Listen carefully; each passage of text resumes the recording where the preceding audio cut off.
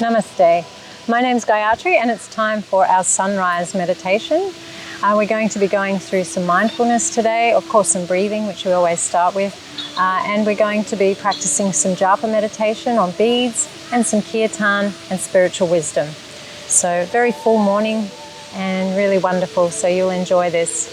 So we'll get you to close your eyes and just start to bring your awareness to your breath, feeling the breath. Just watching the journey of the breath, entering the nostrils. And then continue to watch as the breath touches the back of the throat, enters into the lungs.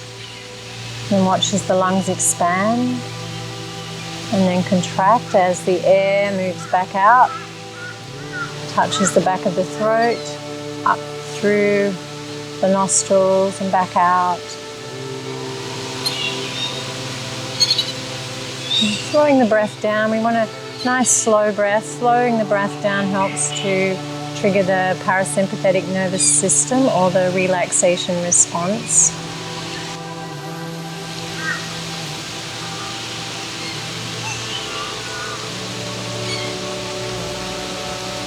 And we're going to place our hands on our belly below the navel. We'll continue on with this slow, deep breath. We want to use the hands to guide the breath deep into the lungs, allowing the belly to expand. And as you exhale, navel draws in towards the spine as the breath leaves the body. Inhale, belly expands, and exhale, belly draws in. And just isolating the lower section of the lungs, keeping the rest of the lungs relaxed, and using the hands to guide the breath. Now you might like to squeeze the abdomen in at the end of each exhalation, maybe for the first few breaths. This expels any stale air trapped in the lower lungs.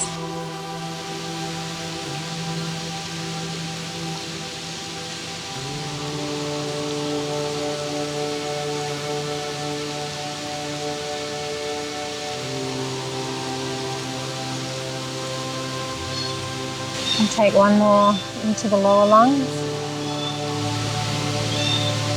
And then we'll bring the hands to the ribs now. You can cross them over if it's more comfortable for you. And we're going to breathe into the middle lungs now. So as we inhale, ribs expand outwards, and as you exhale, they contract back in. So feel the three-dimensional movement of the lungs. Feel the lungs moving into the front, the sides, and the back of your body.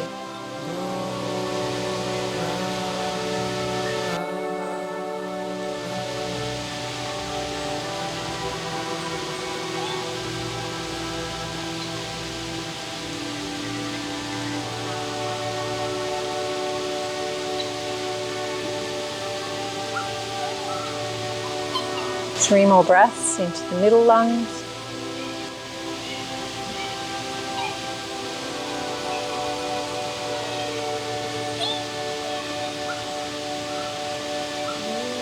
And then we'll uncross and place them on the chest. And now we're inhaling into the upper lungs. So fingers are lightly touching the collarbones. So inhale, chest expands. As you exhale, chest softens. Inhale, collarbones slightly separate, and on the exhale they move back towards each other.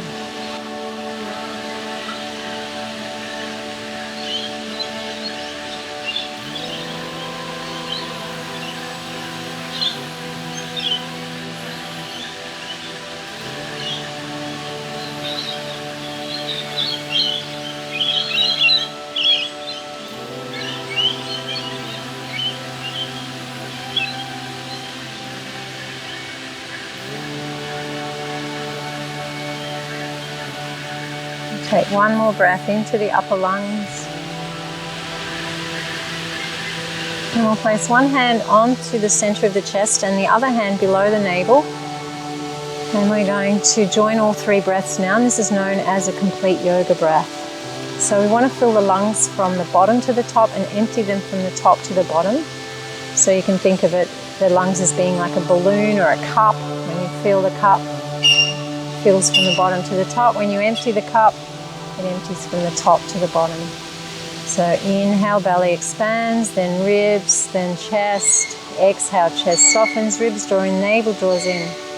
So this is where the breath becomes like a wave on the seashore. Nice, slow, deep, and rhythmical.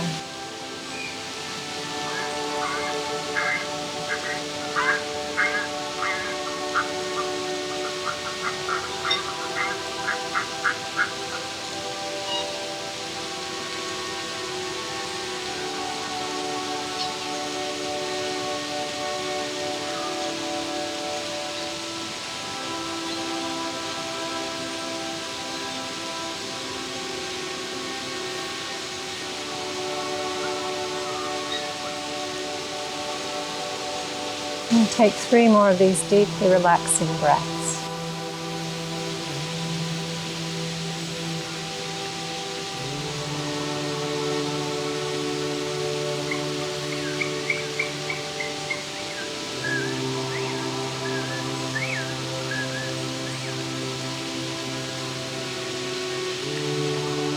And you can rest your hands in your lap. Relaxing your breath a little. We want to still keep this nice rhythm, and hopefully you've slowed the breath down now so it'll stay slower throughout the rest of our morning meditation. And you'll probably notice that your mind has become calmer. The pranayama or breathing exercises calm the mind. So I want you to now close your eyes softly if they're not already closed, and we're going to gaze upwards just softly to the space between your eyebrows. And I want you to imagine that you're standing there at the entry of a big, long corridor. And there's lots of doors along the corridor, both on the left and the right. So I just want you to take note of what this corridor is like in your mind's eye. So is it a wide corridor, a narrow corridor? Does it have a high ceiling or a low ceiling, or maybe no ceiling? Maybe there's just a bigger expanse of space above the corridor. What's the flooring like? Maybe timber, slate, tiles, carpet.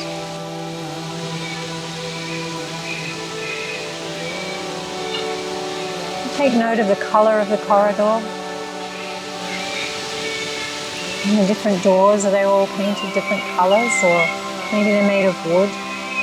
Maybe they're sliding, or they have handles on them. Just taking note of all the details in this corridor. And we're going to begin to walk down the corridor now, passing doors on both sides. We come to a door. Is it on the left or the right? Take note of that door, the handle. We're going to open that door now. We're going to enter the room. In the room, you just stand at the doorway. It's not a very nice room. It's actually dark and dingy, mouldy, not much air or light. Big, heavy curtains on the windows, no soft furnishings or anything pleasant there, just a couple of hard, cold stools or the floor to sit on. So you decide this is not a very nice room. It's dark, dark room. So we leave that room. And we close the door behind us, enter into the corridor. And we continue walking down that corridor. And we reach another door. We decide to enter that room. Take note of the door, the handle. Is it on the left or the right? And you open the door, take a look in. This room is really beautiful. It has soft candle light. It has plenty of nice breezes. There's some beautiful couches and nice soft furnishings, floor cushions and big fluffy rugs. You feel that you could make yourself quite comfortable in this room. It's a nice positive room. So you decide to close the door behind you and stay in this room for some time, just enjoying the nice warmth and comfort of this room. And after some time, you leave that room and close the door behind and continue on down that corridor, just entering different doors to the right, to the left. Some of the doors are very positive and beautiful, and others are very negative and dark. So similarly, our mind is like this corridor with many rooms, the rooms of the mind. And we can choose to enter these rooms. We can choose to stay in these rooms. We can choose to lock the door behind us. We can choose to leave the rooms, and we can choose which room we enter. So we have the power to choose which rooms we want to stay in and which rooms we want to leave. So the next time that you're spending a lot of time in a dark place, a dark room, ruminating over and over the different problems and anxieties and worries, remember that you can choose to leave that room. You don't have to stay there. You can move to another room. There's plenty of rooms in the mind, plenty of positive rooms that you can move to. Meditation room, the relaxation room, there's a happy room, there's positive rooms that we can be spending our time in. So if you do have a lot of problems that you need to solve, even if you leave the room and enter a positive room for a little while, you'll find that you'll be able to go back into that room refreshed, and you'll be able to deal with your problems in a much better consciousness.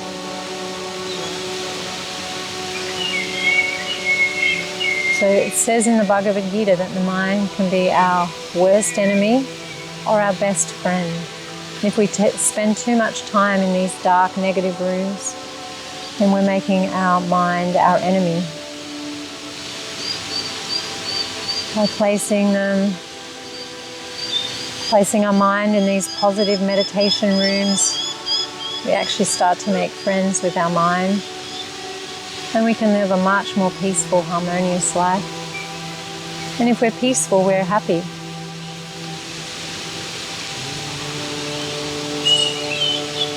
So we're going to now move into the japa room. The japa meditation is meditation on beads. If you don't have beads, you can just chant along with us.